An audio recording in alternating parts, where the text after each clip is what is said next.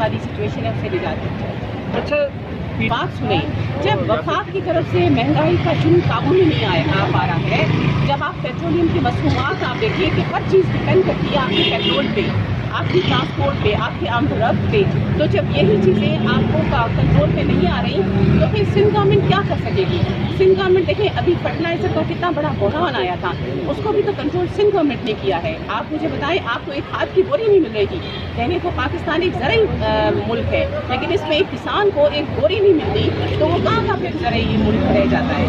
تو میں پھر بھی یہی کہوں گی کہ آج دیکھیں آپ ایک آئل، آپ دیکھیں آپ آٹے کی بات کر رہے ہیں، آپ آئل کو بھی ساتھ لیں کیونکہ آئل بھی ہمارا روزمرہ کی ضروریات ہے، وہ 500 سے بھی زیادہ، میرے خیال میں 600-700 تک پہنچ ہے وہ آئل جو کہ عام طبقہ استعمال کرتا ہے۔ میں کسی یعنی کہ اونچے طبقے کی بات نہیں کر رہی ہوں، وہ آئل آپ کو 600 سے کم نہیں ملتا، 600 روپے لیٹر کے حساب سے ملتا ہے۔ تو یہ دیکھیں غریب کہاں جائے؟ تبدیلی دیکھیں